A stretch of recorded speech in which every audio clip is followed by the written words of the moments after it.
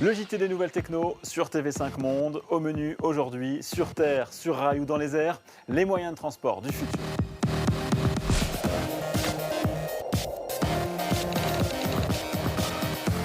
Bonjour à tous, les innovations se multiplient dans le domaine du transport. Des véhicules toujours plus rapides, plus économiques, qui feront bouger dans les années à venir notre quotidien.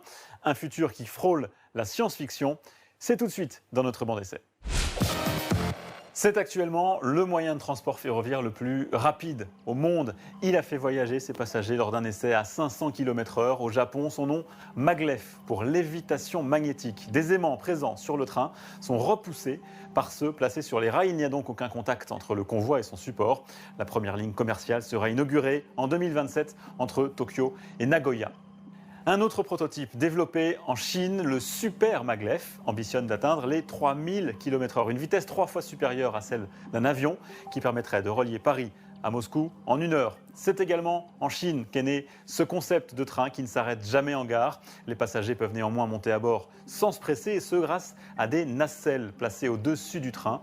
Lorsque le convoi entre en gare, il dépose une première nacelle d'arrivant et il embarque celle prévue pour le départ.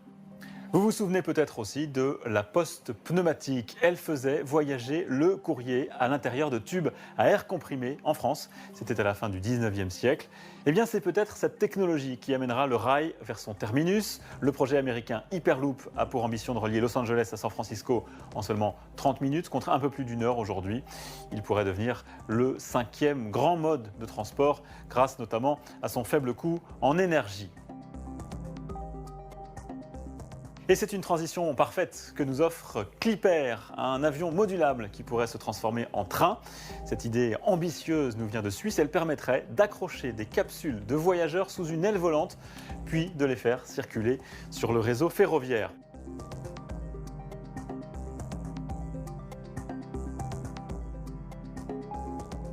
Pouvoir voyager à la fois au sol et dans les airs, c'est un vieux rêve en passe de s'accomplir. Un prototype de voiture volante a été présenté il y a quelques semaines en Autriche.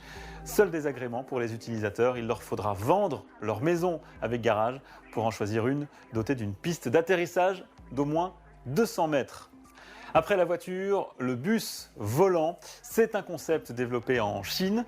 Cet imposant véhicule prévu pour transporter 1 millier de personnes ne vole pas vraiment, mais il passe au-dessus des voitures. Il pourrait permettre de réguler les embouteillages.